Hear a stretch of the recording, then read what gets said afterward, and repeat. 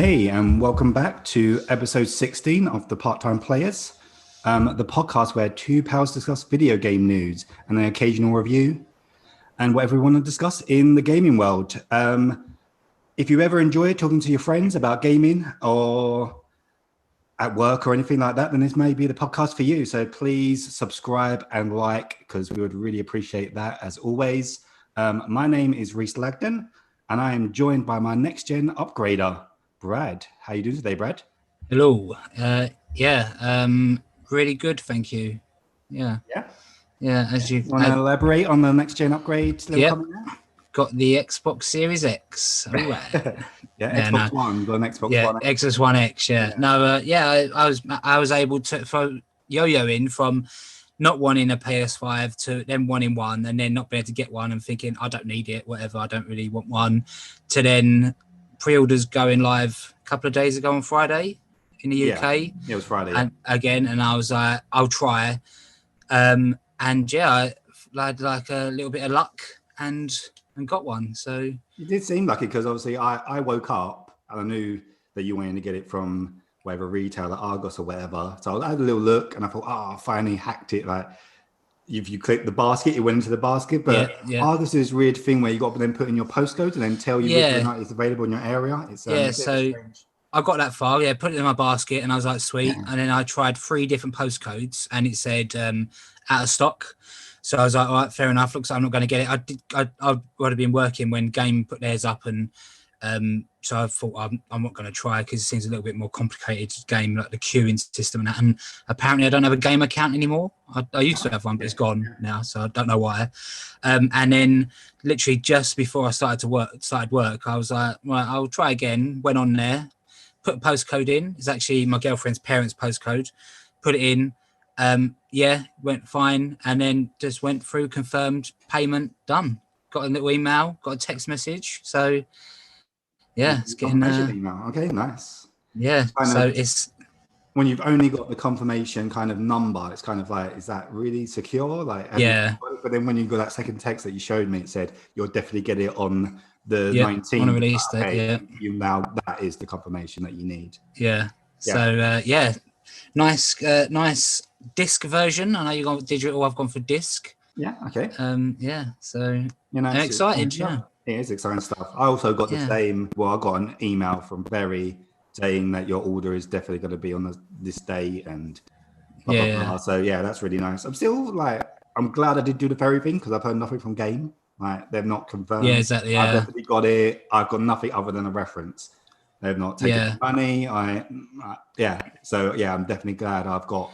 This is another reason I didn't want to do it through Game because it's a bit.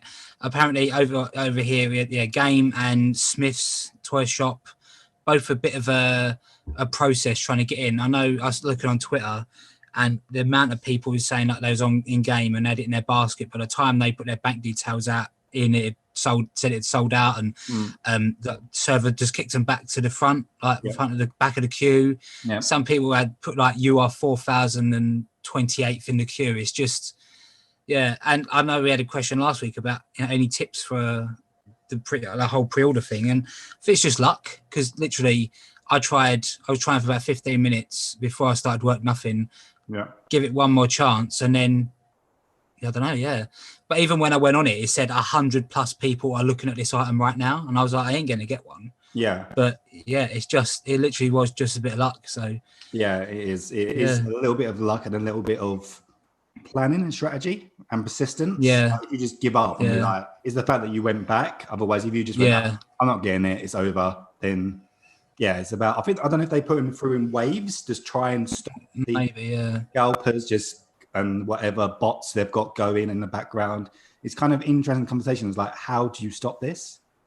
It is out of order. It's back. It's really, it's not like I saw a tweet, someone was saying I've got 15 pre-orders, it's just if that's real, then it's just scummy, you know what I mean?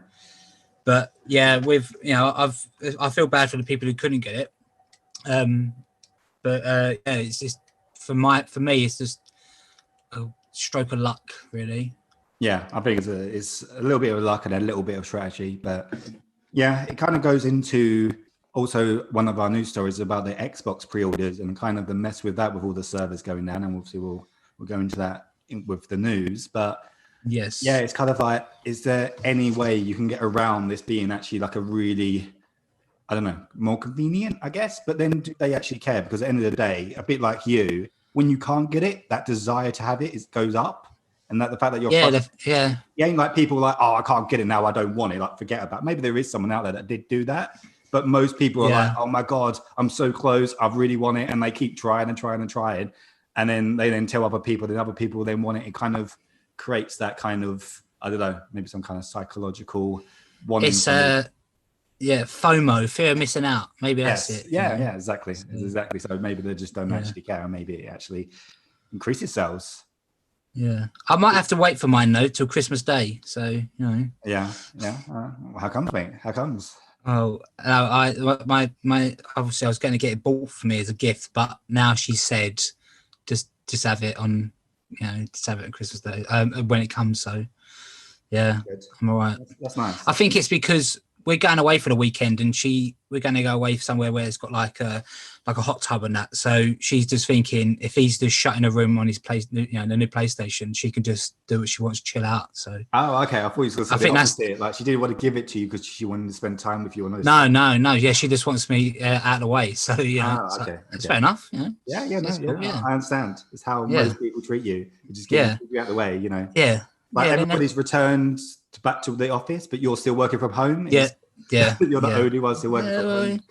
That's because I'm the favourite. That's why, isn't it? It's because I'm the favourite. Or the least favourite is however you want the perspective, I suppose. But yeah. Oh wow, this is that's some truth. Heavy news. Yeah, that's some heavy news. Let's move on. Let's move on. Do you want to kick it off? I guess with the related Xbox. Yeah. So the Xbox X and Series X and S pre-orders went live on the 23rd, 22nd, 23rd. Yeah, Wednesday. Tuesday.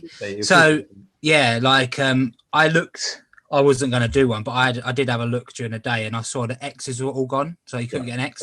But there was some S's still available, and I don't know if that's still the case. But yeah, it was people going into that was actually making the certain websites just crash. In the US. So yeah, obviously a lot of demand. I know, like the pre-order fiasco with PlayStation, it just replicated with Xbox as well. So big demand. And I looked yesterday, actually I looked last night to see if they'd announced any more pre-orders opening up anytime soon, but I didn't see anything. I didn't see so I couldn't see. But yeah, a lot of people going in for the X. I don't know if it's of Game Pass and they're just seeing it as a good a more cost-effective and consumer-friendly way of gaming, and obviously, of course, you've got all your Xbox fanboys that are already going to upgrade anyway. So, and actually sold out in Japan within hours as well. So that's quite big. Big. Yeah, I think they even did a price drop for the S. Oh, really? Sorry, yeah, because Microsoft did because TGS, Tokyo Games Show, whatever it's called, is this week, and Microsoft was there, and they did announce that they're doing like a price drop. Okay, for the S to make it even cheaper there, because I think they're quite desperate to compete with Nintendo and Sony in the Japanese market, which I feel like it's a lost cause. Just let them, the Japanese. Well, yeah, it is. You can see that, but then it's just big news for them selling out all the pre-orders within hours as well. They're doing something right. And also on the Xbox pre-orders, Amazon have been sending out emails saying that people who have pre-ordered it with them may not get it on release. Okay. So yeah, I saw like on Twitter someone posted an email Amazon, that he got. Saying that it's going to be like it could be up to a week late. So okay. It's like I said before, that's why I avoided Amazon. It's kind of like, although you would think they would have the best servers because it's Amazon, although they apparently went down as well. Also, you always get that email with them, and it's very insecure. So because they just give you, because how the transaction works, because you can do like the quick checkout with Amazon. They give you a reference, and you get like your confirmation, but then they don't take the money till afterwards. So I think they just let things go through, and then they place the order. So you get this confirmation email, and then they place the order afterwards. But it's not the securest way of doing it if you really want the item. So exactly, that's why I didn't go for Amazon. And by the time I went on there, I didn't even know Amazon. Apparently, Amazon did have a few more PlayStation pre-orders this week. It's Friday, but they did, yeah. So, Xbox doing really well. I might pick up an X at some point, but it won't be anytime soon. I did have a look because I was interested because everybody was saying how well the S was going to sell, and then to see that the X was outselling, which and it's kind of like, is it really a surprise? Because people that want to pre-order are probably proper gamers and they probably want to upgrade. And exactly, the one that wants out, so it shouldn't be that surprising that the X is outselling. Another quite interesting thing, I think I sent you the screenshot, was about the Xbox One X. Yeah, increased by 300% or something. No, it's 700%. Oh, 700. Yeah, 700%. Number. That's like, wow. I know we joked about it, but it clearly shows that it happened. People will do it by mistake. So but then like, if obviously 700% sounds a lot, but if they're only selling 2, if someone buys 8, so it's but obviously a lot of people did cause some sort of confusion, but and they'd be really surprised as well because they're going to get it in the post like the next few, they'll get it straight away, so they'll be like, I got it early as well. Next day delivery, it's like, oh my god, I got my Xbox, and it's a 1, so there might be a lot of returns, and then obviously can't get one because it will then be sold out time to return and get it back, whatever. So it's misfortunate for those people, but also quite amusing. Do a bit more research. Maybe they won't know. Maybe it's a Christmas present for someone. It's got wrapped up. It's all there. Like exactly. For little Jimmy, he's going to be so pleased on Christmas Day, and it's going to fuck you, Jimmy. There's some spoiled brats that are going to be very upset. So just do a little bit of research if just before you go in. I don't know. Although because we obviously do our podcast and stuff, and we're up with gaming news and things, you kind of presume that everybody else knows these things. But some people just generally don't. It's like I was speaking to my mum the other day, and my brother was there, and he was saying, "Oh, are you pre-ordering a PS5?" And I said, "Yeah, I pre-ordered 2, but I'm just having 1." And he was like, because he's got an Xbox, he's an Xbox guy. And he was saying, I'm going to go jump ship and I'm going to come get a PS5. And I said, oh, have you pre-ordered it? And he went, no, I just pre-ordered it like just before. And I was like, well, no, you're probably not going to get it. And he was like, oh, well, I'm not that bothered anyway. And he was like, what one version did you get? And I said, I got the digital. And he went, oh, but that's got less memory, right? I was like, no, that's the Xbox you're getting. So like people that are in the gaming news think different things. Yeah. I'm going to get the disc version because it's got more memory and things like that. And I was like, no, they're identical. So it's kind of like, I don't know, I guess other people that are not in the gaming news, they just might play games, or it's a very casual thing for them. Maybe. They probably will just presume if one side's doing one thing, then the other side are doing the same thing. So, I get how it can be missed kind of thing. Yeah, no, definitely. But as I say, I might pick one up, but it might be like a little bit down the line. Get the X, but I'll get the Series X Slim. Yeah, call it XSX or XSS. Yeah, it's just going to be something stupid. Is that more confusing or less? Yes, that's more. It's more confusing. Okay, more confusing. The series line. The Series X, the Series S. I suppose.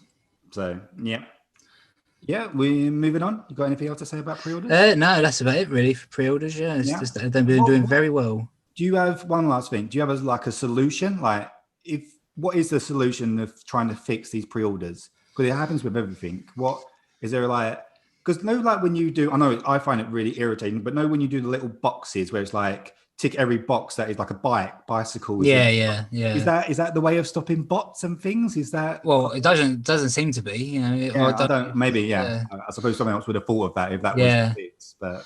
And it's not even that. It's not even bot. Obviously, like you got the bots doing it, but then you got people that are doing it.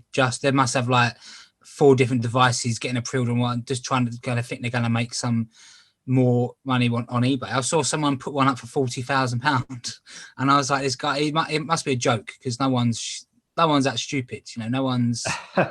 and then obviously I saw on Twitter as well.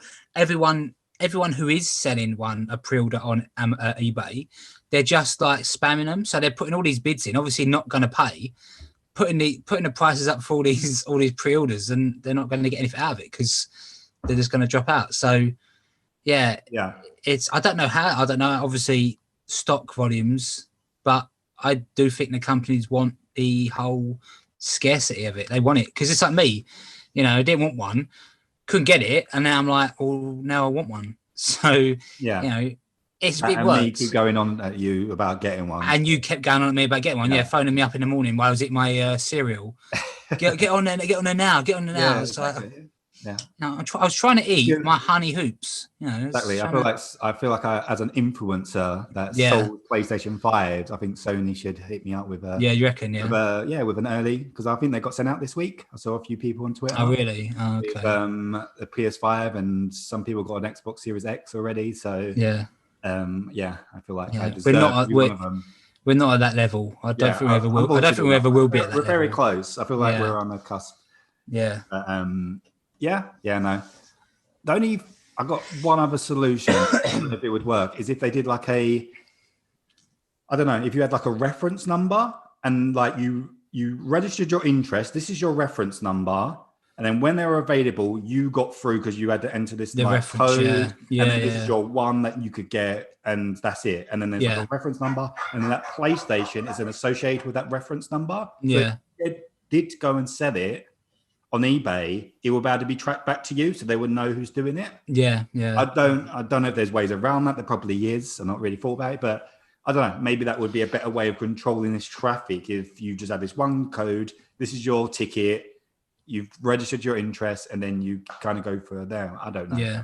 Okay, so the whole register your interest thing doesn't work because I registered with Argos 2 different email addresses, Amazon and Game, all before the original ones went live, like the original pre-orders, and I got not one email. So you still haven't got one. Okay, yeah. Still haven't got one. So that obviously doesn't work. Yeah, I never got one from Argos actually. I registered with Argos. So it just doesn't. It doesn't work. So I don't. Yeah, your suggestion is a good idea, but I think they're just going to keep it the way it is. Like you say, they're selling them.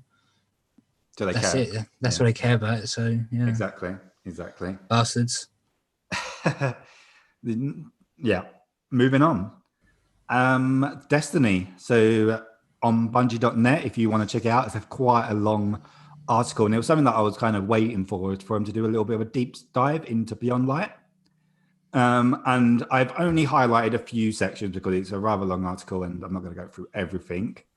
But there's some things that I thought was quite interesting. One was that they said, and when they launched Destiny 2 3 years ago, they had no idea that it would go beyond 2020 with a new trilogy of expansions, which, although it is almost like people that played Destiny already knew this, but this kind of confirms that this new expansion was going to be Destiny 3. They planned to keep up to 2020, and they didn't plan to do this next trilogy. So it kind of shows, and it kind of makes me hopeful that this, with them obviously delaying it as long as they've done, that this is going to be almost like a brand new-ish game. Yeah. And a lot of things they said that they've completely changed kind of makes it sound like it's going to be very different. So they've completely shifted the physics host to the mission host.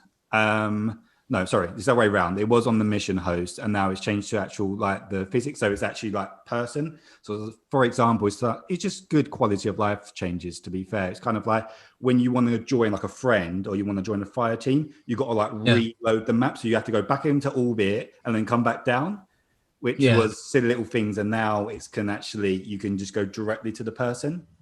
Oh, okay. Which is just under they kind of improved their engines with things like that, and also mission mechanics can also be a little bit more diverse and a little bit more deep, rather than just kill that enemy, kill this enemy, and things like that. Yeah. And they kind of said, good thing about Bungie is they're always very transparent, which I feel like a lot of developers should kind of learn from them, because they said, please be patient because they've completely changed their engine. There's going to be a lot of bugs at launch. And they've actually removed one of the dungeons, prophecy, because it's so buggy. And they said they will bring it back by the end of 2020, but they said it's so bad, there's no point keeping it in there. They just need to fix it, which is pretty good. Probably the biggest news that I'm really pleased about is that actually the download size of Destiny is actually shrunk. So they've shrunk it down to, I think, 71 gig, which is fantastic. And also they've actually shrunk down their time to actually like fix things. So they said it took them over 24 hours to do any fixes, and now they've got it under 12 hours. So, Okay. So when they need to do like a hot fix or something like that, it's they will just be able to do it really quicker. One other thing that I wanted to mention is that they've improved their face system. So you've got more diversity in terms of character creation and things like that, which is something that I wasn't overly bothered about because you're always wearing your helmet most of the time anyway, but I think a lot of people were. And it'll be interesting to how they introduce that into people that, well, players like myself that have been playing it for years. It's like, are you now going to let me change my character after all these years? Or is it just going to be for new people? Or can we change it as many times as we want? Or is it going to be one time? And then the other time it's going to be like, you got to use silver, which is currency that you got to use real money to get. I don't know. It's I'm not really sure. Yeah. Okay. Yeah, that's cool. I know. Yeah, a lot of that kind of went over my head because I don't play Destiny. But you're our resident Destiny correspondent, so you keep our fans informed about the about all the Destiny news, Destiny goss, all that Destiny goss. Yeah, no, it's anybody that plays Destiny should definitely check it out. It's it's really good article to read. It kind of gives you a real deep dive into because it should have been out this week. Like the 22nd was the day this game should be out now. I should be playing it right now, but obviously it's been delayed until the 10th of November. So I can't wait for it. And I'm even more excited for it now. And I did pre-order it this week. So I've got Beyond Light now. So I can't wait to play it. Sweet. Well, if you're the Destiny correspondent, that means I'm the Xbox correspondent. Are you? So we'll go on to our next news story about the Xbox. So they've released how much the expandable storage is going to cost. The 1 terabyte plug-in at the back. So it's going to cost, for 1 terabyte, it's going to cost you $220, okay, and £220, which doesn't really make any sense because there is such a thing as currency differences. So I don't really know how it's going to be $220 and £220, but there you go. It just makes this kind of makes it seem that the Xbox Series S is really good value for money, but it being only digital and you've only got 512 gigabyte of hard drive. Sorry, it's you add another £220 onto that. You might as well have got an X. Really, kind of. You can't like. I know it still would be more. Yeah, it'd be more expensive betting this 1 terabyte external storage and getting an X. So 1.5. So I think it's really expensive. I don't know. They most likely will come down. They're actually available for pre-order now, so you can buy them. Okay. For when the console gets released, but it's just kind of.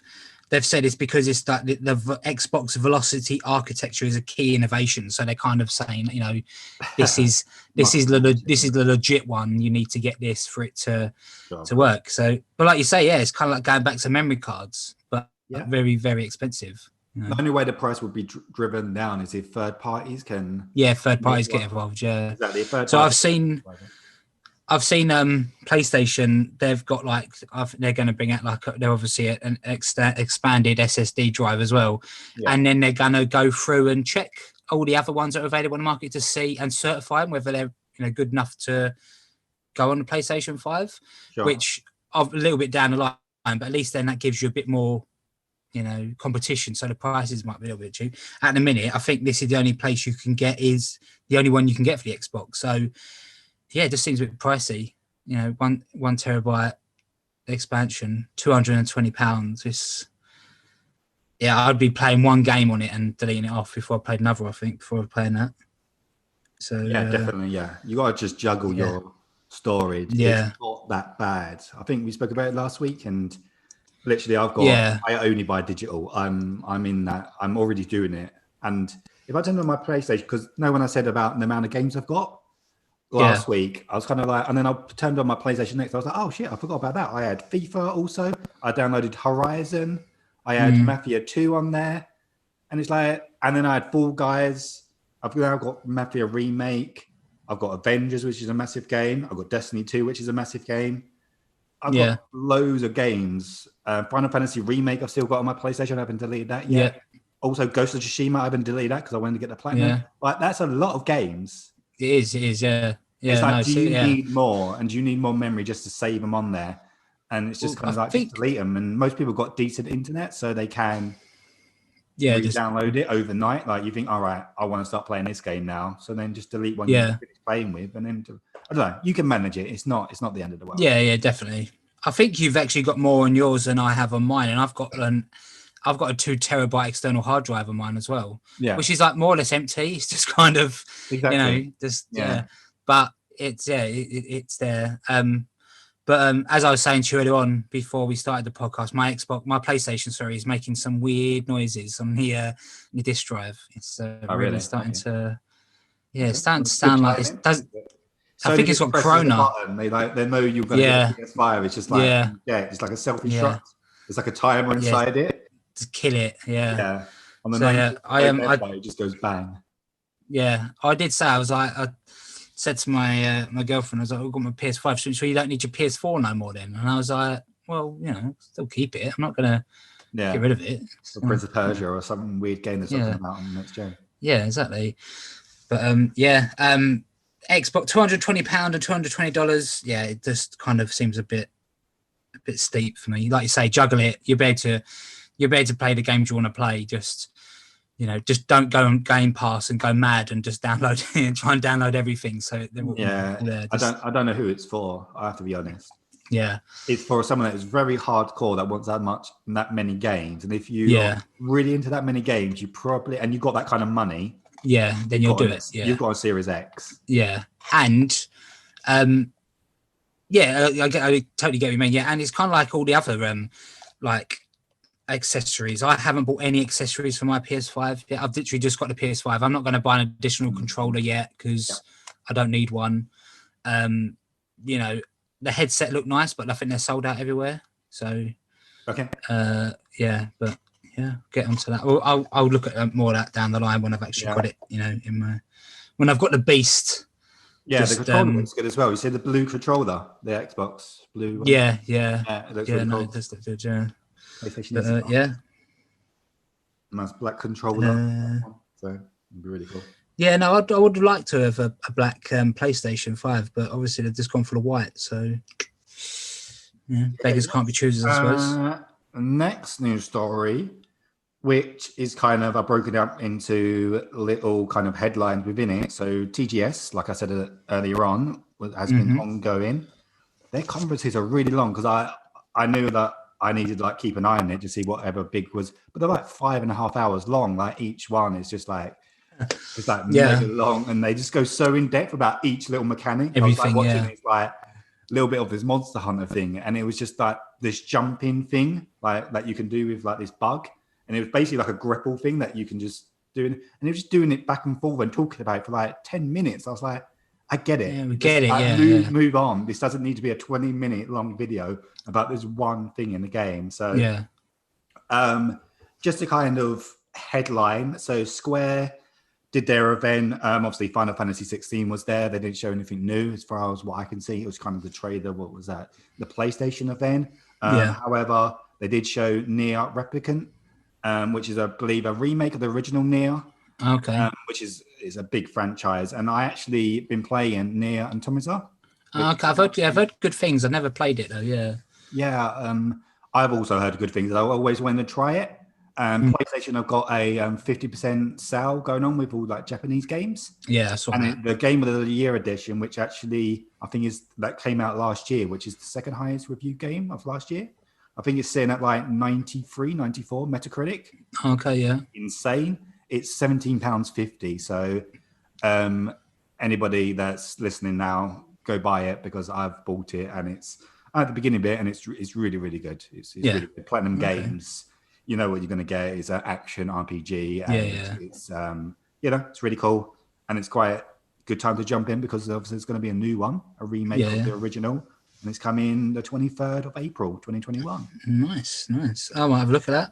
Yeah, Add it to the pile of games that's never going to get played. exactly. I'm going to have to start clearing out some of my pile of games on before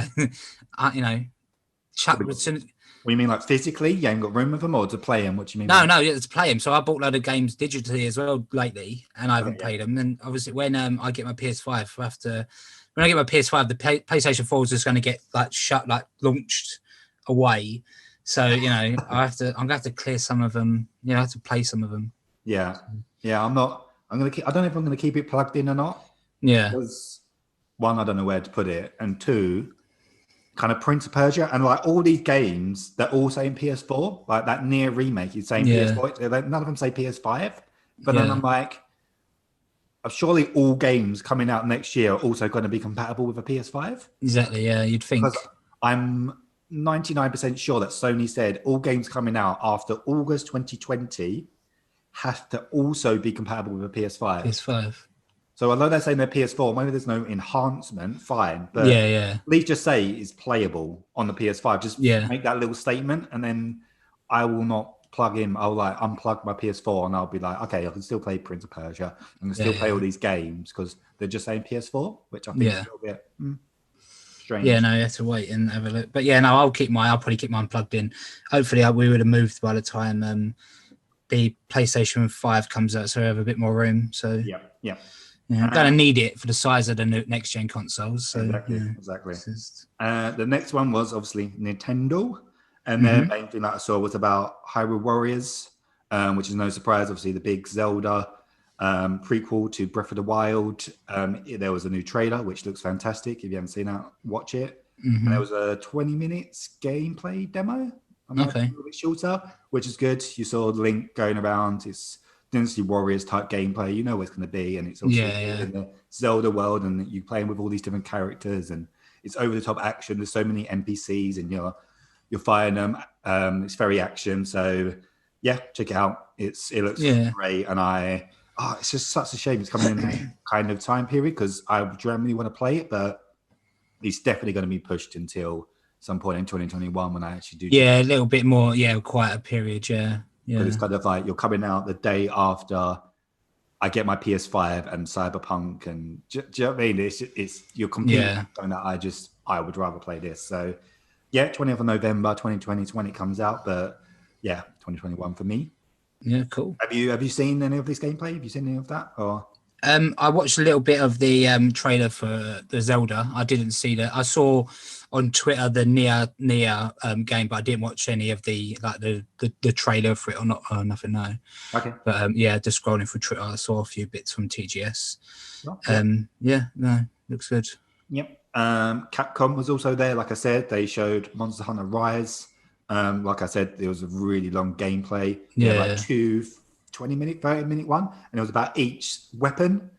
And then they just did a deep dive into. I like Monster Hunter. It's just so in depth. Yeah. When they I did jump into Worlds. Like this is the first one I played, and a friend of mine at work, he loves his favorite franchise, and he was saying to me this week, "Oh, you're gonna get it," because he's like. I was just like, no. He's like, calm your shit down. No, okay. So, exactly. I can't do it. Yeah, you ain't got time. Yeah. Well, that's one of the Monster Hunters is included in the PlayStation Plus collection, isn't it? I think as well. So Worlds, yeah. So there you go. You get your PS5. You can have a little go on it, see if you like it or not. Yeah, no, I've already got Worlds. It's the first one. Oh, okay. That's what I'm saying. Okay. It's the first time I've ever played one. So it was just very, very, very in depth. Of rinse and repeat grinding. But that comes out 26th of March 2021. Sweet. Cool. Obviously Resident Evil 8 Village was also there. But as far as I can see, there was nothing new they showed. It was the same trailer which was at the PlayStation event. They also said that they're working on it for current gen as well, not just for next gen. So I guess that's an announcement. And the final kind of two was Ni no Kuni, which is a really big franchise. They've got a new game, Cross Worlds, but then I realized it's a mobile game, which I was really disappointed with. Yeah. I've always wanted to play a Ni no Kuni game. Yeah, same. The first one, but I've never got round to it. And It was on PlayStation Plus. Oh, I thought it was on PlayStation Plus 1 month, like a few years ago, but it must not have been the UK one because it was a completely different game from what we got. Yeah. But yeah, they do look so. They just look good. They just look fun to play, don't they? Like the graphically and that. So yeah, it's very anime. Obviously JRPG. It's I don't know. It's one of the big franchises in that kind of realm, isn't it? So yeah, once again, the sale, the Japanese sale, is a great time to have that on. Obviously, Sony's done that on purpose. And I think the last Ni no Kuni, which I can't remember what it's called now, Kingdom of something, is actually on sale at the moment on the PS Store. So check that out. yeah. And then today, as we're recording, so I don't know what it is, what's been announced, but Bandai Namco have got their event today, which is Okay. They've got quite a few games. Obviously, it's a very big publisher. But the one that kind of, like I said before, was at Scarlet Nexus, which was at the Xbox event a few like a month ago or so, which is a bit more of an anime, looks like an action RPG type. Yeah. That's very, very interesting. So I'm looking forward to seeing more about that and actually getting a release date because I believe it is actually coming this year. So Okay. yeah, looking forward to seeing that. But yeah, that's ongoing today as we're recording, so I haven't got any news. Well, stop what you're doing and go have a look. We're just going to pause the podcast. Yeah, right we're now. going to pause the podcast. Hot Have a look, pick, hot live news. Yeah. No, cool. Right. Well, next piece of news is I think it's been in the news now for the last few weeks. Every week now, it's Mass Effect. So the Mass Effect trilogy. Our weekly update on the game that's never coming out. Yeah. Yeah. So it's Mass Effect. Apparently, it's a Legendary Edition. So it's the remaster of obviously the 3 games. As I don't really know how they can. It's been pushed back to early 2021. It's not even been announced. I know. So it's just. Because I think they realise that it's not going to come out in October. Yeah, it's just. We're fastly approaching October, so it's like we can't keep these rumours going up that it's coming out. Like it's like saying, "Oh yeah, this game's coming out in 2019, but we're in 2020." It's like, yeah, exactly. It's gone. Like you need. So they're getting ahead of themselves. It's odd, yeah. It's like it says in the article, Mass Effect Legendary Edition still has not been officially announced, but it's reportedly release window. It's reported a release window has been pushed back. I don't know how you can push back, like I say, push back a game has been announced, but apparently it's due to it's not looking up to scratch. So not what 2 and 3 apparently are okay. It's the original, so. I know you've not played them. The original Mass Effect plays a lot. You know, it plays differently to what 2 and 3, and obviously it's the oldest. It came out in 2007. So because that one isn't up to scratch, and with all the recent controversy around games not looking at their best, I think they've kind of pushed back. Maybe that's why as well. It didn't get announced at the E3, event, and it's not been announced yet because they're thinking. It doesn't look good enough to show, and if we don't announce it, we just have more time to work on it. So, EA Play, right? Sorry. What did I say? E3. E3. Yeah, no, sorry. Yeah, ignore me. Yeah, sorry. EA. That's probably why I didn't show it. But for me, I do think it's coming out, and I'll happily wait till early 21 or mid 21, whatever, to play it. So again, if it's real. If it's, I think it is. It's kind of like too much going around it for it to not be. If you keep pushing for something, it will come into existence. Is what you're saying. Yeah. You've got to put it on a vision. Put it on a vision board, and then the universe will deliver. It hold up? Will the original hold up in terms of gameplay? Obviously, they can always improve the visuals, but gameplay also needs to sometimes be slightly tweaked to like. So they'd have to sort out the loading because some of the loading screens, not even loading screens. So when you got in like lifts or elevators, they use it as loading, but it was literally just you and your 2 companions just standing in a lift, just going up or down, and it just took ages. So that they kind of tweak that. The combat is just. It's not completely different, but like the inventory system's completely different. Like the inventory system in 2 is a lot better than 1. There's not so much inventory management because obviously you'd pick stuff up and it kind of like you can't run, and it was just more streamlined in number 2, which I preferred a lot. But I think it'd hold up. In number 1 you got these cool little grenades, and there's like frisbee grenades that used to be able to lob. But in number two, I don't know if they brought them back in 3. In number 2, you didn't have them anymore, which was a bit disappointing. But But yeah, I think you hold up, and I'd wait. I'd rather wait, and I reckon that's why they haven't announced it and shown anything yet. Because if they did announce it and they was just showing you stuff from 2 and 3, everyone would be like, "Well, is is one included in it as well?" Or yeah. So okay. Yeah, I'm happy. I'm happy to wait, and I'm actually really excited. Although I've played them multiple times, I'm really excited to play them. Same. I'm actually jealous. Jealous for you. Played them. Yeah. And recently, it's like the same with like that Nier thing. It's kind of like different big franchises that I've never played or got into. Yeah. So it's like expanding my horizons in terms of gaming and stuff, because there's a lot of franchises that I've just everybody talks about how great they are. Yeah. And obviously, Mass Effect is one of them that I missed out on. So yeah. It's because you're a Sony pony, and when it come out, got exclusively on Xbox. That's why you didn't play it. So that is the reason. I've never owned an Xbox. So yeah, if you make something exclusive on the Xbox, then I will miss out.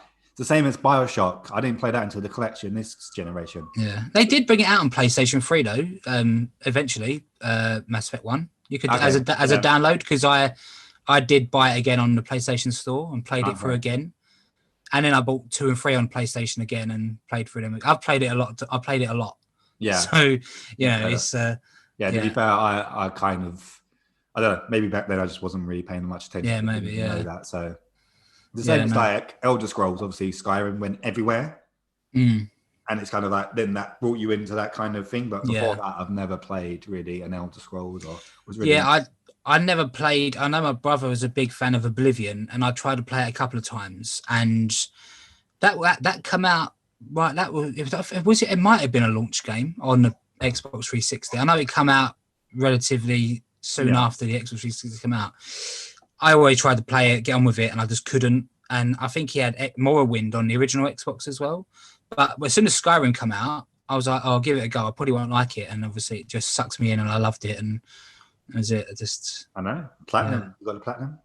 Did get a platinum, yes. But that leads us a little bit more on the old Bethesda and our main topic later on. So it does. So we'll backtrack a little. Yes. Go back onto another remake or rumor, and that is about the Metal Gear Solid remake, which is being rumored to be made. Same as the same with you said about Mass Effect. It's not been announced. It's just all rumors at the moment. Would you be happy if Konami made it as a fan yourself, or what? Or would you not? I can happily play the original Metal Gear now, with their pixel faces and the bad graphics for today's standards. I could happily play it. But if they brought one out and it was the same, they didn't tweak the story or anything. They brought it out. It's just remade visually, and I'd happily play it. Yeah. I'd be there buying it day one. So yeah, for me, I kind of want. Well, one, I think it would be better if PlayStation just took the IP and they gave it to someone like Blue Point. Yeah, Blue Point are just fantastic at doing these remakes. And if they did the Final Fantasy VII remake treatment to it, and just enhanced it and modernized it in certain ways, and obviously had the graphics and stuff. That's kind of what I want from it. Well, like I say, there is a remake of it anyway. It came out on the GameCube, and it's called Twin Snakes, and it is Metal Gear Solid 1, just better visuals. Yeah. So there is a remake out there available. But yeah, I agree with you. If Konami kind of needs to have their, they don't really make games anymore, really, do they? They're just kind of they make the pachinko machines. Yeah. But I don't really know what a pachinko machine is. No, do I. No.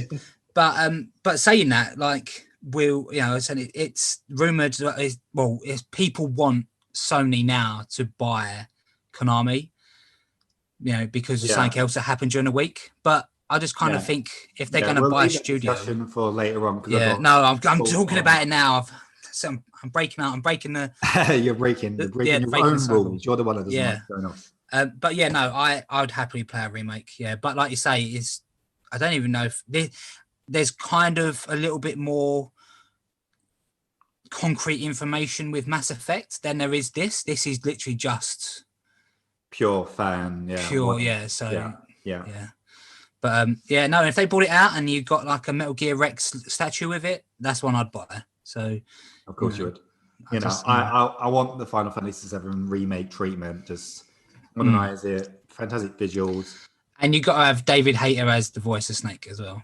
Yeah, you got to bring back all the cast. You got to do all them things, and they'll probably come out and say Kojima approves this. He's seen the script, and he's whatever. He'll he'll get his little blessings, and then as a reward, maybe Sony will greenlight his Death Stranding 2 or some other crazy game that he made, because I don't think it sold very well, and Sony probably wasn't that up for doing another one. But if he greenlights this or comes out publicly and says, I like this game, which he's not involved in, and says he kind of is, we'll let you have another game and we'll publish it for you. So that might be the little deal that they do behind the scenes. Talking, I don't know if he was going to come onto this, but some of the Metal Gear games have been released on PC recently. You've got the Metal Gear Solid 1 and 2 and the original Metal Gear game. So I think the one that came out on the NES have been they're available to get on GOG.com.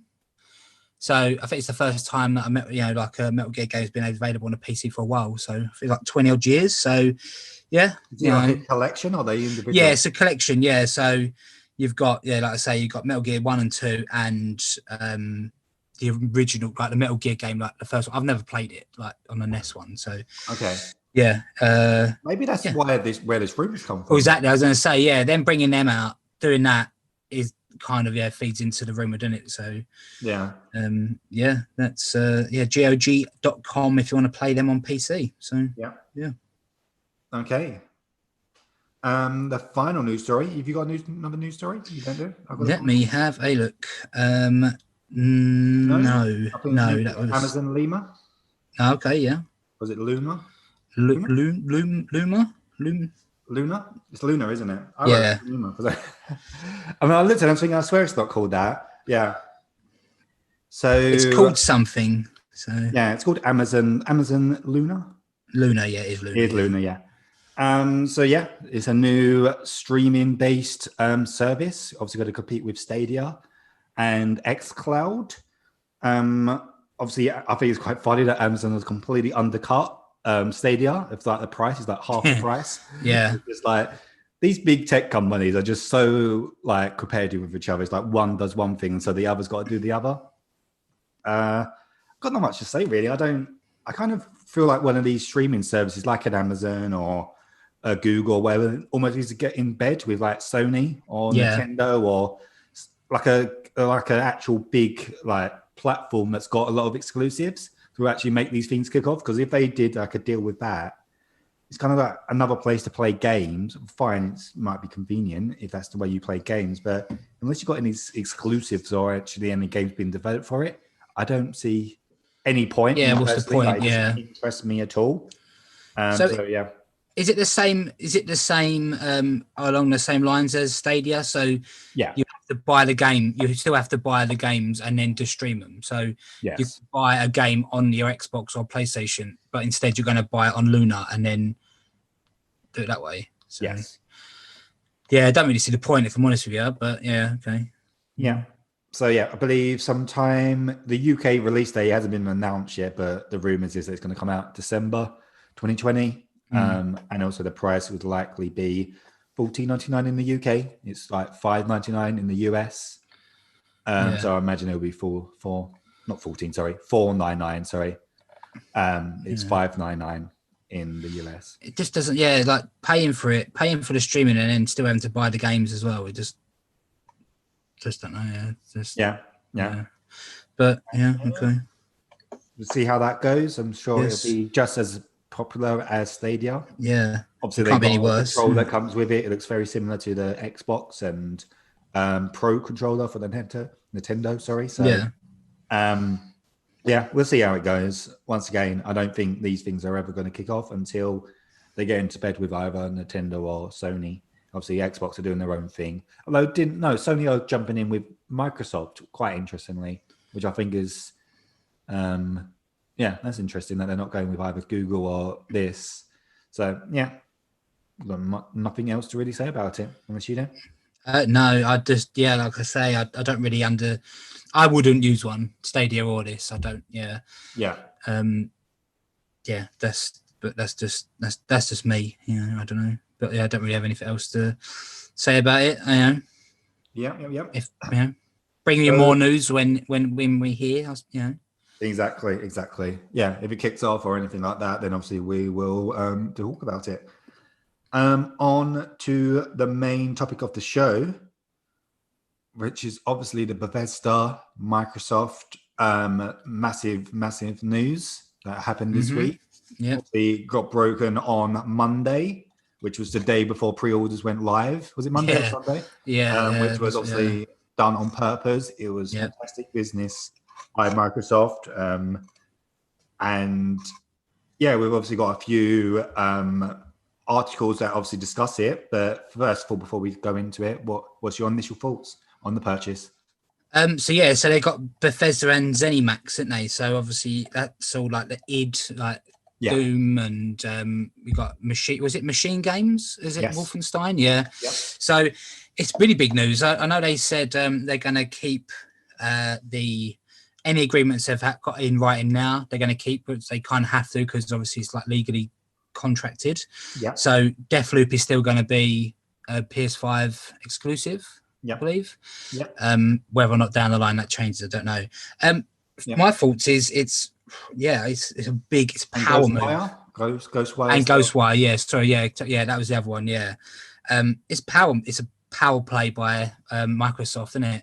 Like I heard another podcast. You just kind of forget how rich Microsoft are, and they can just go and they've been buying all these little studios, and then they just go, you know what, bang, we're getting Bethesda, and like you say. Is Xbox now going to be, or Microsoft going to be home of the RPG? Because they've got Obsidian, and they've got Bethesda now. It's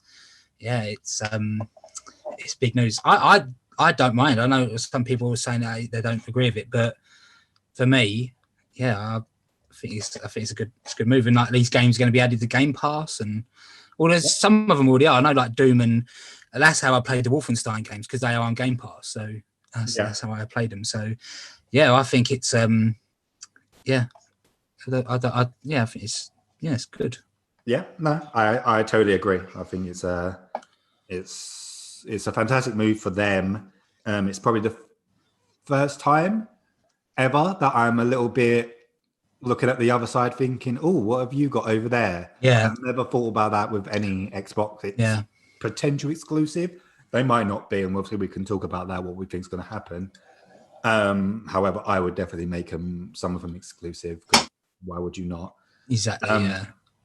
But it's the first time I've actually looked across and thought, oh, maybe the grass is a little bit greener over there. And I didn't think they would ever be able to do that. But obviously they had to spend, was it 17.55 billion? No, 7.1 billion, I think it was. Was it 7? Okay. Yeah. But it's it's crazy. Crazy numbers. And it's it's really good. Really good. I don't see any negatives. No, and like if you're in like a privileged enough position to have both consoles, then it doesn't makes no difference to you. Yeah, it makes no difference. Yeah. So I was looking at probably going to get one anyway on Xbox anyway, and then if they turns out these games, the Bethesda games, and are exclusive, it makes it even more appealing. And people were saying like, we're going to be able to get a Fallout New Vegas 2 now because obviously they're all under Microsoft. And I've heard some other people say, let id do Halo, and you know what I mean, it's just there's all this crazy speculation, all this going running rampant. I know. There's a lot. Yeah. So we've got a few questions that I want to go into. So the first one is, with this purchase, is the console wars back on, and can Xbox now compete with PlayStation with hardware sales? I kind of think that the console wars is not console wars. Sounds so fucking stupid. I know. Not saying that's to the question asker. I'm saying that. Not kind of. No, sorry, listener. No, I think the console wars isn't on anymore. Xbox has just kind of done their own thing. So where it was when you had to sell the PlayStation 4 on the Xbox One, the more amount you sold, the more people playing at your system. I just kind of think Xbox has just gone, you know what, we're just kind of going to go do our own thing. Sure. Before they bought Bethesda.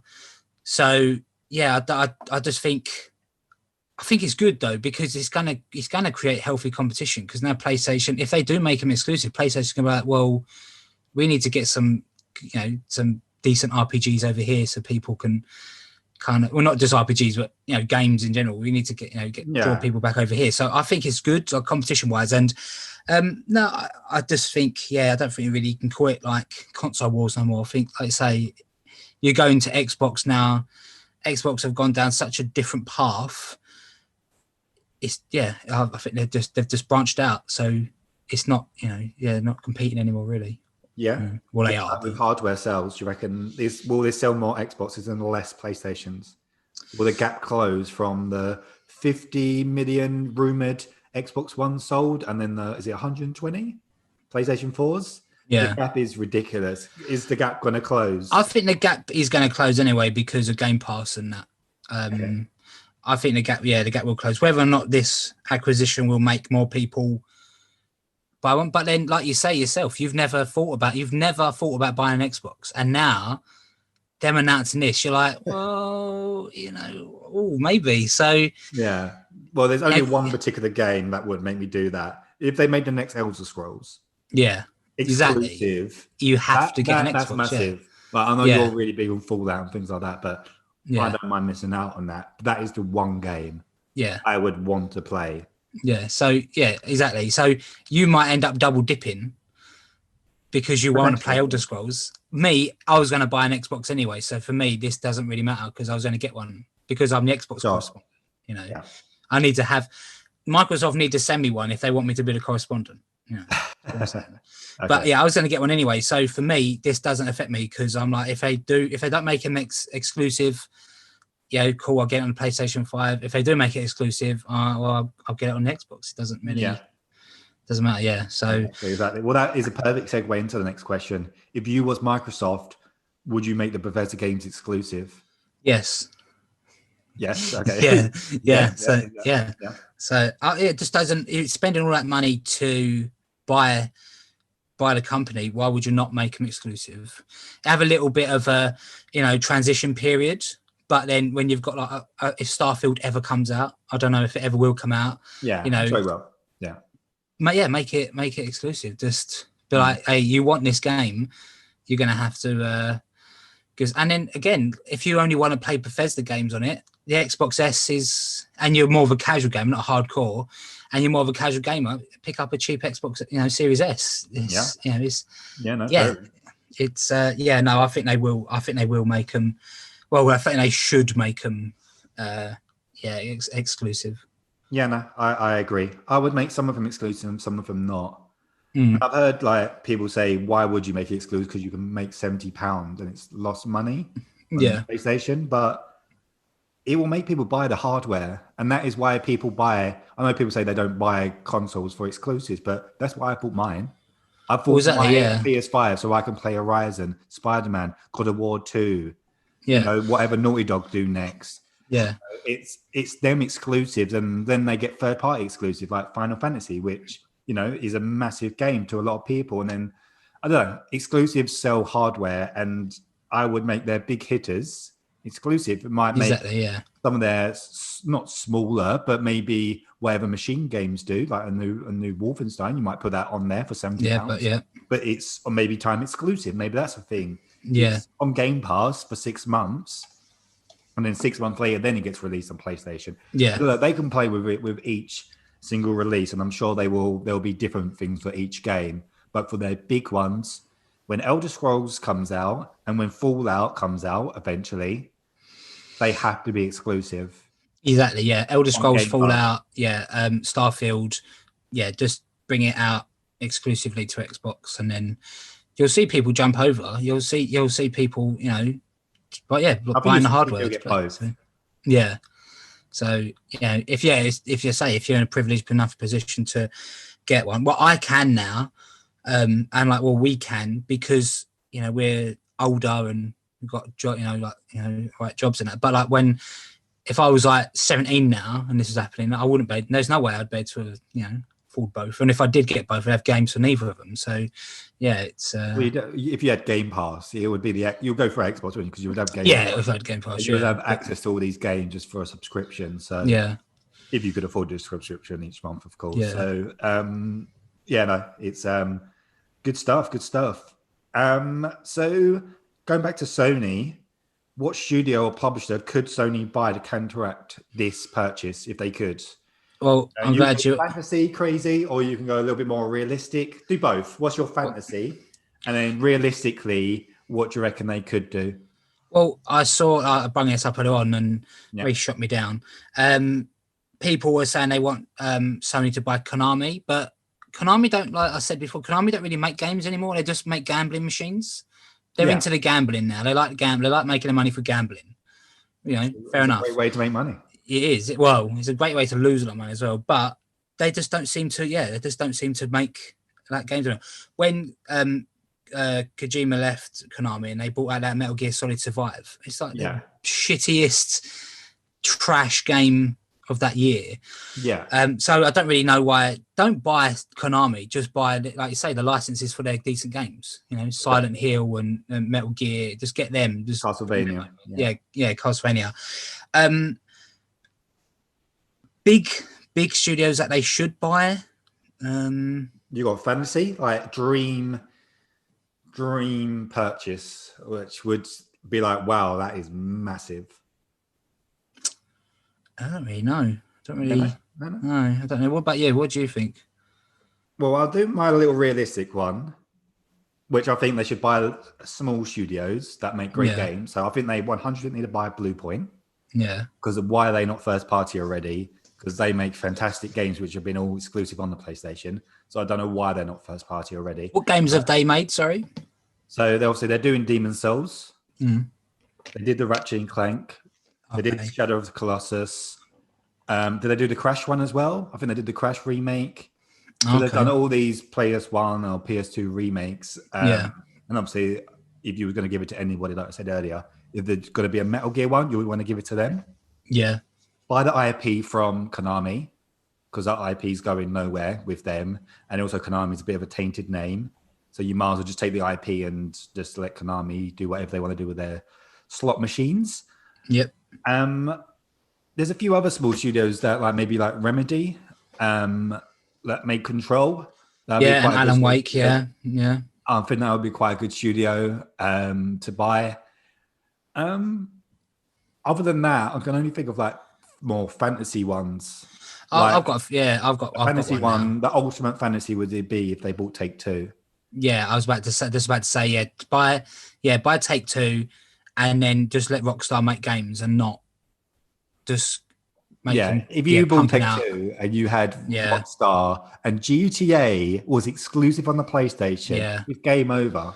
That's it. It's done. But they have to make new games, not just pump out shit for a 7-year-old game and then a 2-year-old game. You know what I mean? They have to actually do both. New content. They are doing. Yeah. Don't get you, Reece. I get when I talk about. I know. You're very passionate about GTA 5 Online.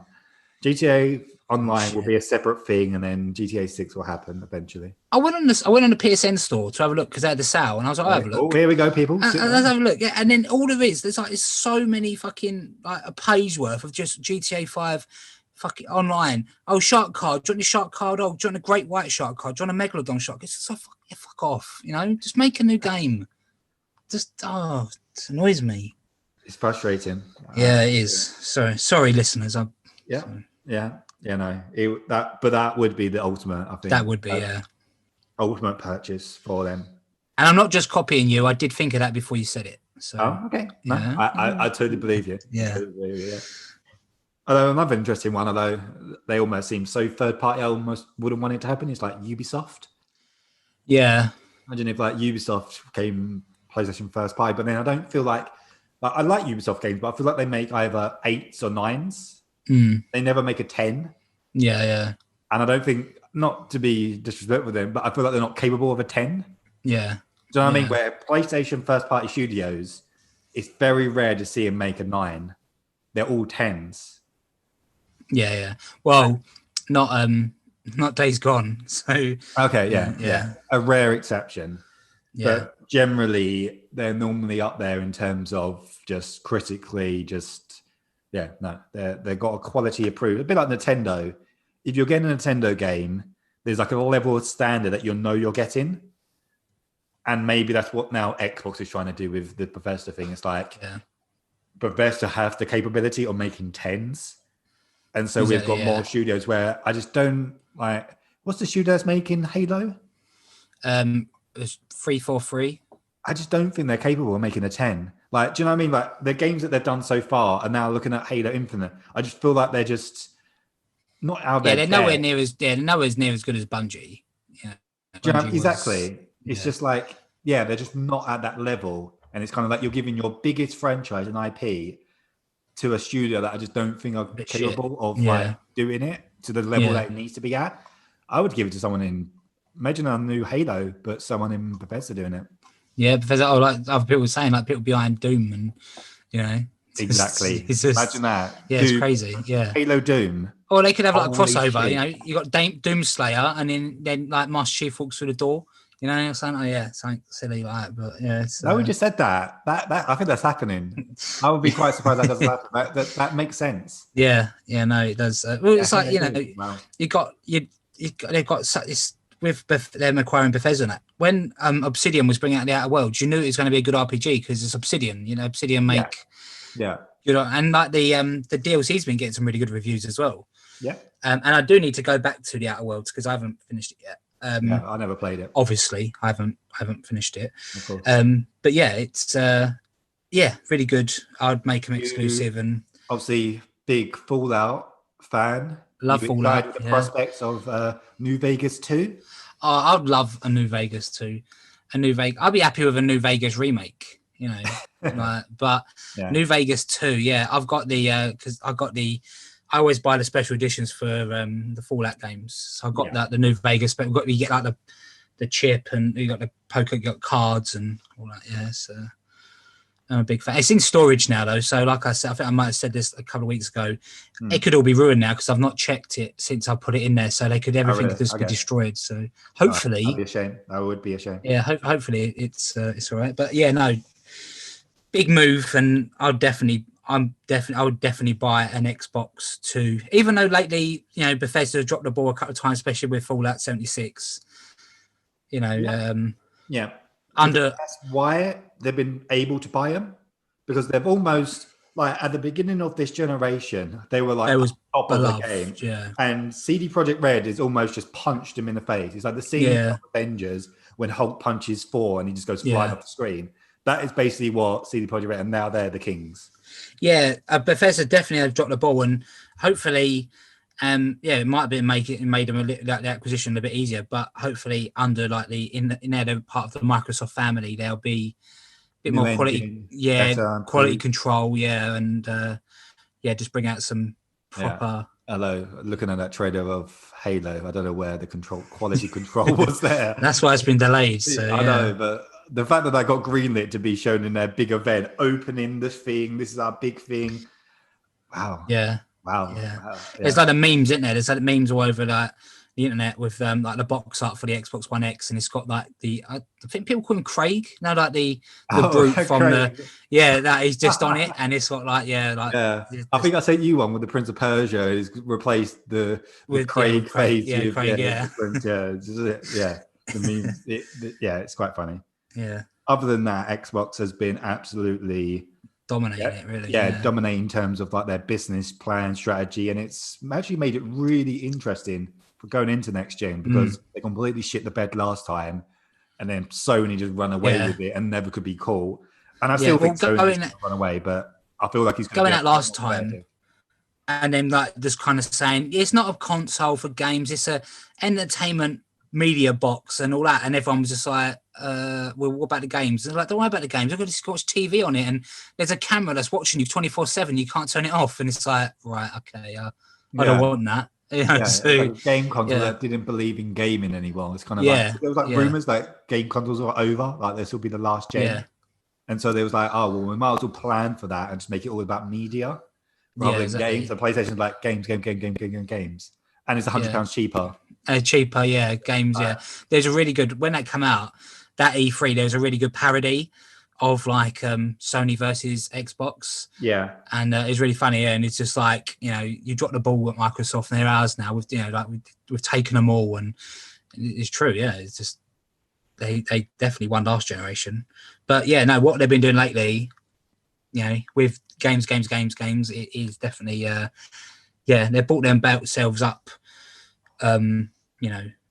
Yeah, in my books, yeah. Yeah, even with the IPs, I don't really know that many IPs, like Microsoft IPs, because I don't really pay much attention to it. But just taking them IPs and then just giving them to a really good studio at Bethesda, like we just said, the crossover with Halo. Yeah. Taking a Microsoft IP and even like Gears of War. Like, what can you do with Gears of War with one of the Bethesda? Do you know what I mean? Like, give it to and make a different style of game, like a Bethesda game, but with that IP and with the fan base behind it. Yeah. There's things you can do. It's exciting. It's exciting. Obviously, Gears of War is not made by the original guys either, because that was Epic back the original one. So yeah, and I don't know about Gears of War 5, but Gears of War 4 wasn't very good. So yeah, switch up a bit, give it to someone else. Yeah, definitely. Yeah, I'm up for that. Yeah, exciting stuff. Don't think there's any more news about that. You got anything else to say about the purchase at all? No, just that. Like really good timing, like you say, the day before the pre-orders went on sale, and I was going to make sure people wanted to get those consoles. But yeah, I'm excited, and I actually am. Like I said to you a couple of weeks ago, I was going to buy an Xbox One S. It's only because you said there's no point, really, in doing it, because I've got the Xbox One. So then I will be looking at getting an Xbox One X at some point. It's exciting. Yeah, no. Well, for you anyway. For a lot of people, it'll probably be worth it, but I don't see your kind of TV and stuff, whether or not it would be worth it or not. But yeah, we'll see. Yeah. We'll see how it goes. Yeah, my TV. Well, getting my PlayStation 5 isn't. I haven't got the right TV for that either. So. Oh yeah, true. You haven't. Yeah. So. No. Yeah, not next gen ready at all, are you? Yeah. No, and I've just bought it as well. I only bought this TV about 3 weeks ago. So. Wow, Christ. Yeah. I know. Wow. I have to say to Nick, I'm going to have to tell my girlfriend I need a new one. So sorry. Wow. All right, fair enough. Yeah. But yeah, no. See, I mean that I've never bought an Xbox, and I never wanted to or never needed to. So I'm almost hoping that it is going to be over on PlayStation. I'll just play the £70 because I would prefer to play on my PlayStation. But buy an Xbox, Reece. Just buy this. They're all right. They're good. They're nice. Yeah. Well, I feel like my fandom will go down. My PlayStation fandom. It's almost like at this stage, it's like me buying an Android device. It's trivial. I feel dirty. I would have to take a shower afterwards. I've got an Android device. I've got an Android tablet. I don't. Shit. It's shit, Okay. And I only use it to read comics, but I've got one. Okay, fine. Well, there you go. It's a screen. You just use it for as a screen. It's a screen, yeah. It's an ebook. It's an ebook. Yeah. We'll go on to what we've been playing. Well, before we go into that, actually, something that I have been playing, it's kind of a segment into it, is the Mafia impressions. So obviously we were looking forward to the Mafia Remake, which came out Friday. And I've played a little bit of it. Well, I played about 3-4 hours of it. I did play it. I was looking forward to it. Go on, sorry. I was going to say, I was looking forward to it so much. I haven't played it yet. So, Wow. Yeah. Wow. Brilliant, Brad. So just my impressions this week. And we'll hopefully get impressions next week. But funny enough, I only played it for a little while on the Friday just because it was just very, very slow at the beginning. The biggest thing I can say that credit to is the graphics. Pardon me, sorry. The graphics are they're fantastic. The lighting in particular, considering the worst lighting I've ever seen in a game is Mafia 3. It was shocking. Yeah. I think I've mentioned it before about when you're in the swamp and it's so dark. It's ridiculous that this game might be the best lighting I've ever seen in a game. Like, I know it sounds silly. It's not like exciting exactly, but even like the puddles, like they have reflections of like the night sky and like there's neon lights and they reflect off the puddles. And then like the car is obviously they're all 1930s because it's set in the 1930s. They're all like big, chunky metal steel cars. And obviously there's a reflection off of those. And it's absolutely stunning. It's a very, very pretty game. I don't know if the gameplay is held up very well. It's very I don't know. You got to like hold square, or I don't know. I find the buttons a little bit like I keep forgetting what buttons do what, and I find the controls a little bit clunky, and I feel like that needed to be modernized. That would be my main criticism of the game, and also like the handling of the cars are very, very stiff, which is understandable because they're cars from the 1930s, and there has to be a little bit of realism in the game. You don't expect a 1930s car to drive like a modern day Ferrari, so that would be a bit silly. So, yeah, I'm enjoying it. I wish it got the remake treatment, a bit like I said earlier, with that what I want for Metal Gear Solid, and like what Final Fantasy VII Remake did, where it just kind of because I feel like they've taken it so far, and all they need to do is just take it out a little bit further with the gameplay, and it was phenomenal. I'm really enjoying it. I'm not saying it's not, but yeah, I just wish they just slightly tweaked the gameplay just to make it a little bit more quality of life and a little bit easier, nicer to play. It stands out. It's quite noticeable how it plays. I am going to play it this week. It's only because we're recording on a Sunday now, so it kind of come Friday. I was working late, and then I was out all day yesterday. And then I went to play it this morning, and it, like I said, my disc drive. I don't know what's matter with PlayStation. It just took forever to install off the disc. So I will. Yeah, I'll give it a go, and then let you know what I think of it next week. But yeah, looking forward to playing it. The cars can't control no worse than a motorbike does in Days Gone, because that is dreadful. That is really bad. So okay, I have not played Days Gone, so I can't compare. But I would find it difficult to believe they can. Although you do get used to it after a while, you kind of got to like completely let go of acceleration. You got to brake, and you can kind of do some kind of drifting, but you got to drift so early to do it because it's so delayed. Because you feel so heavy, which I guess is how cars were. They're like solid back then. Those like boats, weren't they? Really, boats with wheels. So, that is how. Yeah, that's the best way to describe it. Yeah, you're driving a boat on wheels. They're beastie. So, yeah, no. If anybody hasn't played it, then check it out. I would recommend giving it a go. And actually, I got £1.40 back from Amazon for mine as well. Oh, did you? So because the pre-order price guarantee. So I really did it drop. How much did you pay originally? Yeah, $35.99, I think. So it must have dropped by £1.40 odd, and then I think mine was $34.99 in the store. Yeah. Maybe. So okay. It's actually nice to see. You got like a little in a game in the actual box.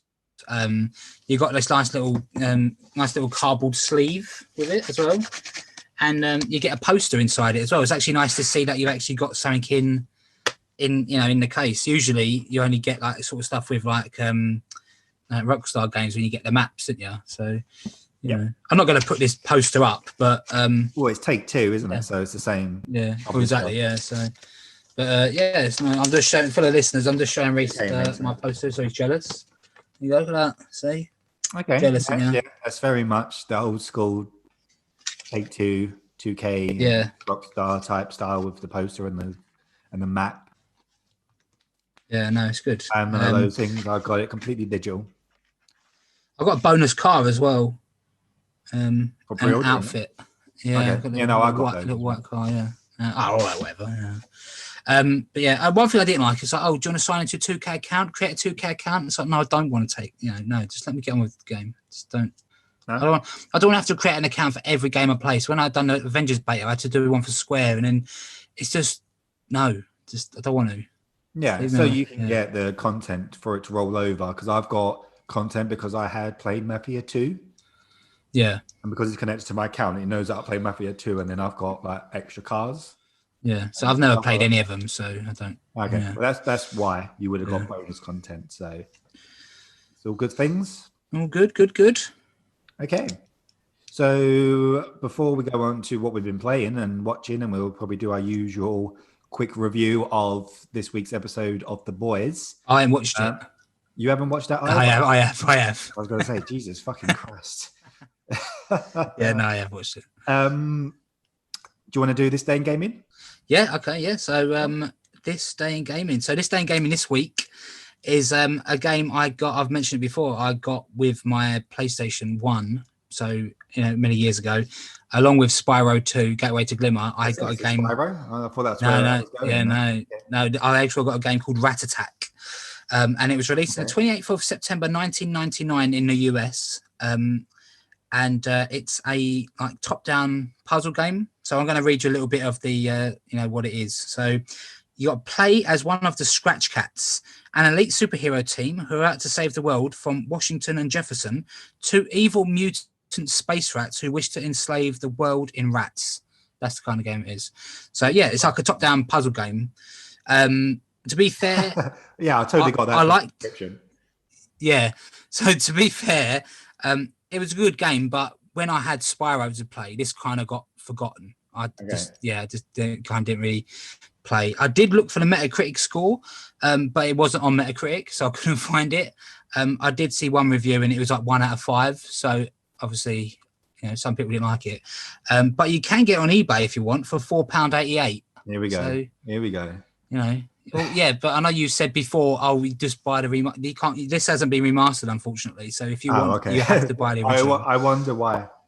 Yeah, but yeah, no, I, little kid when I played it back on my PlayStation 1, I enjoyed it. So these little screenshots of gameplay, it reminds me of like the boss battles in Crash.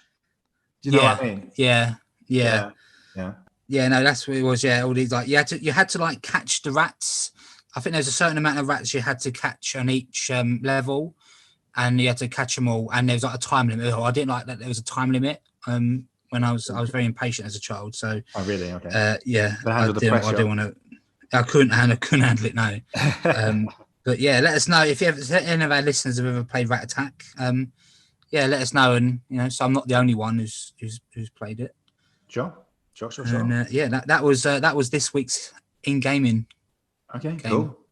Well, I haven't played it, so it sounds very interesting, and it'll be one that I will not ever play. So yeah, you will never play. Well, I say get on eBay, £4.88. And then what am I going to play it on, mate? I've got to buy a PlayStation or get a backwards compatible PlayStation 3 or PlayStation 2. Okay. Or PlayStation 1. Yeah. Okay. They're my options. Yeah. It's just not worth it, is it? Let's be honest. No, it's not worth it. No. To be fair, no. Okay. Yeah. Okay. So, what have you been playing and watching this week? I haven't played anything, but I have been watching. Obviously, I watched The Boys, so we'll talk about that in a minute. Sure. I've been watching a shitload of Always Sunny in Philadelphia. Just kind of keep watching that. Okay. I'm up to season 5 now. And it's you have watched a lot, haven't you? It's just, I've just been going through them. It's just really funny. I just really enjoy it. Yeah, and it's good to. They're only 20 minutes long as well, like the episode. And like when you've got a series that's got that many episodes on it, you can just binge. It's just go to the next one on Netflix. I'm supposed to after we record this, I should really go down and do some work, but I'm probably just going to end up watching Always Sunny in Philadelphia. So, and another great program come back this week. So we've got The Boys weekly episodes. Another great TV program that's weekly. I don't know if you heard of it. A little TV program called Great British Bake Off. So. Oh wow! Yeah. I wondered where you was going there because I was thinking. Did it come out this week? Because I haven't watched it. You've just sprung this. Okay, yes, it's a phenomenon here in the UK. So, what's happening? People making cakes? Or? People making cakes. Yeah, they had to make. They had to make a cake in like the shape of like a famous person. Is this a spoiler, Brad? Are you going to spoil it? No, well, I'm not going to say who left because I can't remember. Okay. But yeah, no, it's I don't know why. I never used to watch it, and then just watched one episode once, and then me and my girlfriend just watched ever since. So okay, yeah. How is it like pre-recorded, or is there like some kind of COVID? So it's pre-recorded, but the people this year had to go and like self-isolate from all their families for like months to be in the show. Okay, so that's how they managed to do it. But yeah, it's just a bit of, again, because everything. I'm a big fan of The Apprentice as well, and obviously that's not on this year because COVID. So having a little bit of normality, a program that you thought was going to be not on because of the pandemic, and it's a little bit of wholesome entertainment. It's very No, I am a fan of The Apprentice as well. Yeah, I just realised it hasn't come out this year, has it? So no, I think they're doing like the best of bit, thing, like greatest moments. But again, it's not the same, is it? I like to see those horrible people doing acting stupid and getting sacked. Getting sacked. That's what I like to enjoy. Yeah. So, yeah. No, I just like the tasks and just Yeah. the business side of things kind of interest me. But yeah. Yeah. What have I been doing? So games. I've been playing Avengers. Jump back into that. We could have included it in the news, but it's just bug fixes. They did a blog post on Thursday. They do them every Thursday. Like their reset is every Thursday. And last week they apparently fixed like over 1,000 bugs. But when I played it, it seemed more broken. My game was kind of okay-ish. But after them, my game was then kind of broken, and it got to like this. There was this bug where you couldn't progress to the next like stage of the mission chain. Yeah, you complete it, but it wouldn't like say you have, so you couldn't do anything. So my friend that I've been playing with, he also had the same bug, so we just couldn't get any further. They thankfully fixed that, and the game looks and they fixed a lot of other bugs. It actually looks better now. So yeah, I've been playing that. We've got to a point where there's now the latest mission chain is you got to do this mission by yourself, which was kind of like it's a strange decision. Like in the end game, like you've been playing multiplayer all this time. And then you play by yourself, and you got to have all your characters up to a level so they can support you. So you got to like level up all your other characters are low. I've only got my two. I've been playing as like Black Widow and Iron Man. So yeah, that's what I've been playing. Obviously, I played Mafia a little bit last couple of days. Also, Nier Automata. I've been playing that. I've been enjoying playing that over the last couple of days. Very good game. Very, very good game. I get why it's got highly reviewed. It's very stylish action RPG, platinum type game. If you like those type of games, and the story is kind of interesting. It's kind of about you got these machines that are on Earth, and then humanity is now on the moon. I think on Mars. I think they're on the moon, and then humans have basically made these androids to then fight the machines on behalf of them. Okay, you're playing as one of the androids that's come down to kill the machine. So it's a bit like Terminator, but you're also an android. And how if you die, it's kind of the game continues, and you got to find your body because you have all your chips and all your memory and all your upgrades are in the. And it's how you save. You have to save into these machines, and you upload your memory. Right. You improve, like level up. You have like chips that you have to insert in you, and you like can do these different upgrades. So all the upgrade system makes sense to the story. Yeah. And it's actually it's very good. There's loads of like different endings as well. Now I think I believe it's 25. Yeah, it's and crazy. You've got to play the game all the way through with the first character, which is 2B, and then you play through as the guy that is something I can't remember what his number is, but then you play through as him, and then once you've done them 2 playthroughs, you then do it for a third time, and then you actually go further in the story, and that's how you get the real endings. Oh Jesus! Yeah, so you got to get them 2 endings where they've got multiple endings, and then once you do it for the third time, that's when you can actually get further in the story, because apparently it only takes you like halfway through the first 2 times. Then once you do it, then you get the actual true endings. And they're long as well, yeah. The individual playthroughs. I don't know how long it is. I'm not sure, but yeah, I don't know how committed I am to getting all. Yeah, exactly. Yeah. But we'll see. I'll keep playing until I don't want to play anymore. Other than that, I've been watching because of the Avengers. I thought, you know what? We've got Disney Plus sitting there. Let me watch all the Marvel movies from the beginning. So I've watched Iron Man 1, I've watched Iron Man 2. I watched the original Avengers, which is a fantastic film. I forgot how good that movie is. It's so, so good. I watched the first 2 Captain Americas. I actually watched Winter Soldier last night. Yeah. So good. I watched Civil War, actually. What about Hulk? You've missed out the Hulk. It's not on Disney Plus, I don't think. Oh, no, because Paramount, I think, in it. It's owned by Paramount. Yeah, was it Universal? I think that one's... Oh, it might be Universal, yeah. Oh, okay. That's not on Disney Plus, so no, I haven't watched that. And it's not a great movie, so I'll probably skip that. I'm fine with skipping that. But yeah, I'm going through from the beginning, and it's great. It's quite interesting to see how many movies Black Widow's in. You don't realise, but she's in a lot of them. Yeah, Iron Man 2 was the first one, wasn't it, I think? Yeah, that was the first time she's in it. Yeah. And then she's obviously in Avengers. She's in Winter Soldier. She's obviously in Civil War. Then she's obviously in all the Avenger movies. And yeah, it's kind of like, oh, wow, I didn't realize how many movies she's in. Yeah. She eventually will get her own. She's finally got her own film, but they're not releasing it. So yeah. I'm very unfortunate for her. Yeah. Yeah. So, yeah, no. I'm enjoying it. It's good. You played a lot more than me, which was 0. So Well, yeah. If I played anything, it would have been more than you, wouldn't it? So yeah. exactly it. So yeah.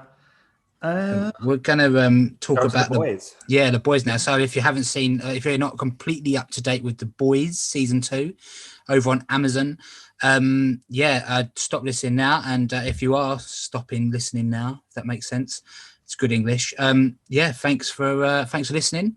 Thanks for getting involved. Thank you to everyone who sent us the questions in.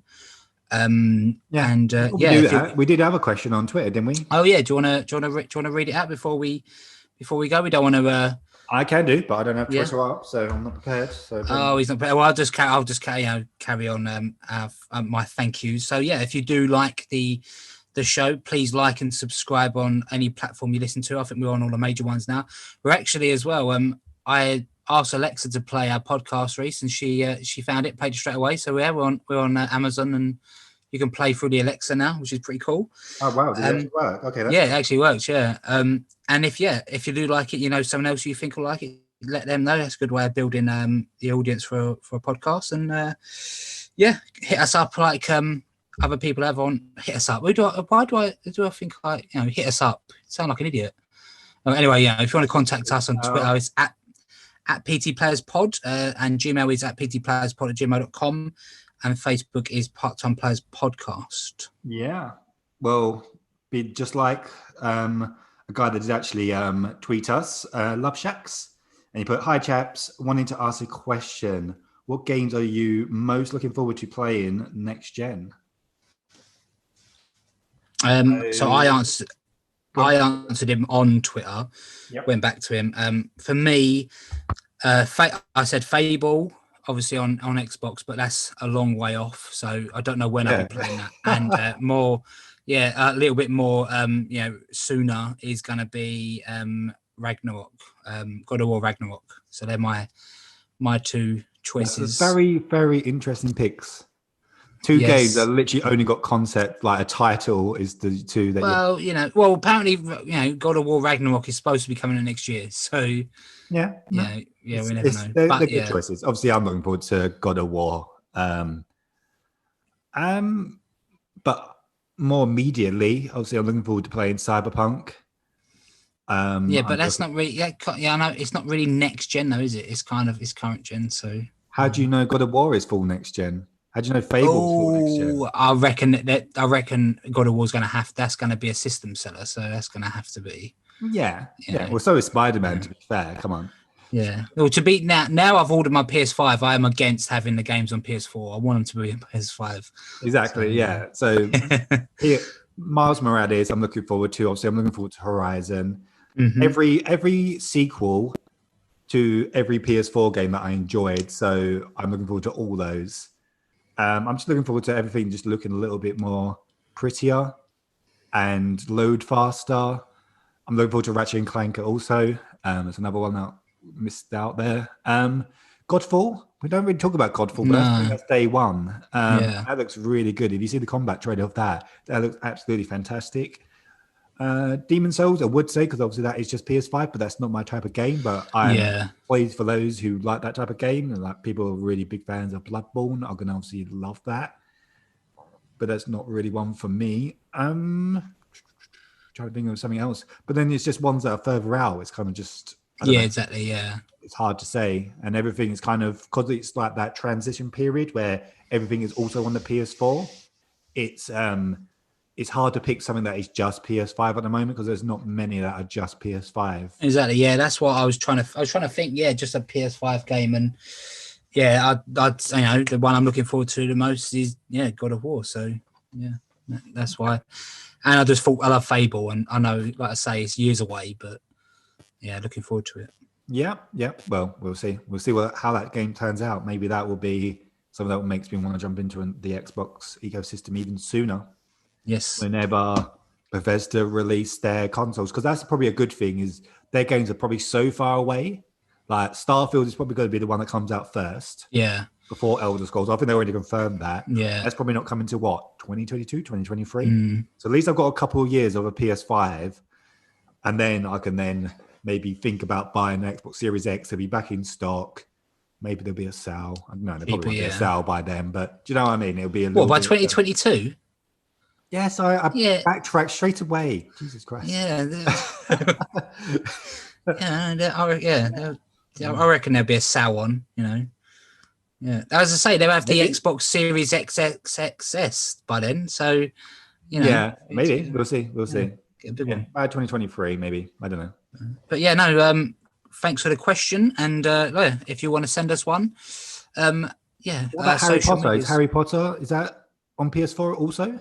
It didn't say, did it? It didn't say, no. So I was thinking Harry Potter, but that's definitely up there. Really looking forward to Harry Potter. And obviously the Gotham Knights and Suicide Squad. So the WB games all look fantastic. I can't wait for all those. So and also continue with some games that I'm already playing, like Destiny and things like that, and Avengers.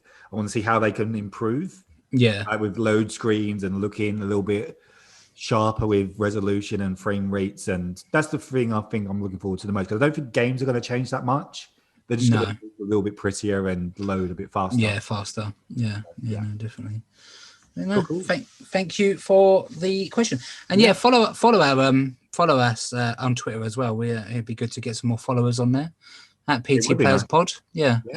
They do. Yeah, thank you for anybody that has and does, and anybody that ever has written in and will write in. So we appreciate all them good things. So, but please like and subscribe to the podcast. That's the most important thing. So yes, please. Yeah, if you do like it, especially on most of our downloads and listeners come through the podcast app on iTunes or like on Apple. Yeah. So you can just easily at the bottom of our episodes.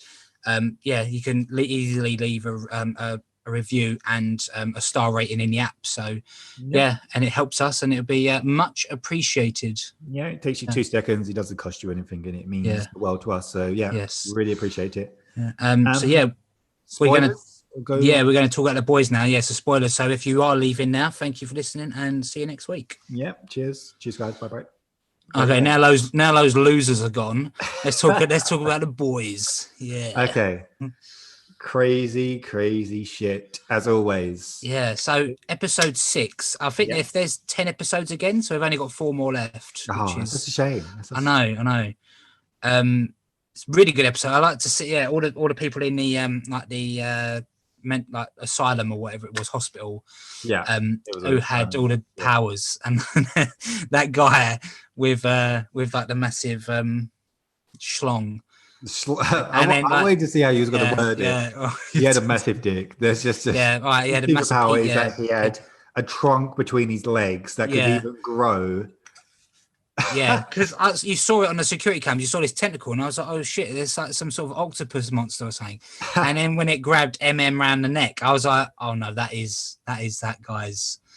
Yeah, that's his power. That's a horrible power. I don't know. Yeah, it's not the best power. If I was wanting to become a superhero, it wouldn't be that giant leg-sized penis. Yeah, wouldn't. No. And some of the other people with the powers, obviously you had the bald woman who like could just explode people. I don't know if you saw on one of the cameras. There's like a really tiny little person just sitting on the floor, like is really small. I didn't. And then you had someone who's like phasing in and out, didn't you? So seeing that was pretty cool. And then obviously we've been introduced with Lamplighter, introduced to Lamplighter. Sorry. Yeah.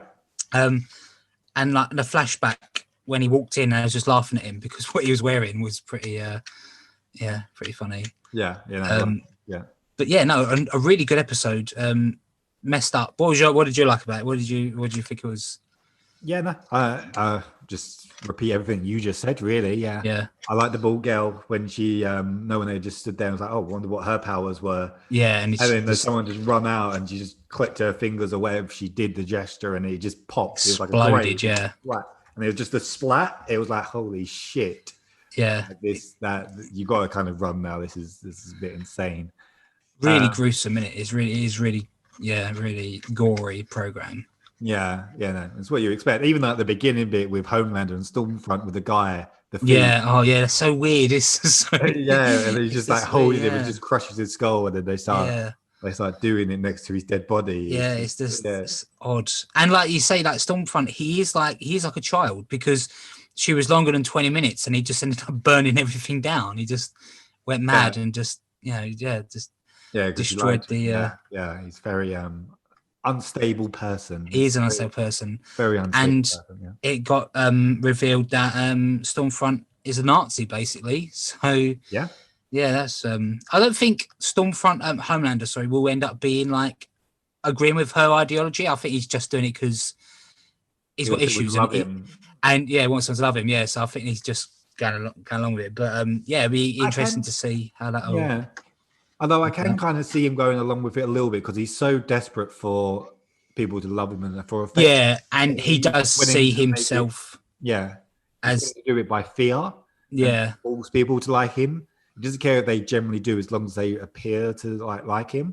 Yeah, and I guess her way would be that way, and obviously she's going to boost him up and say how wonderful he is. So I can see it going a little bit mad with those two.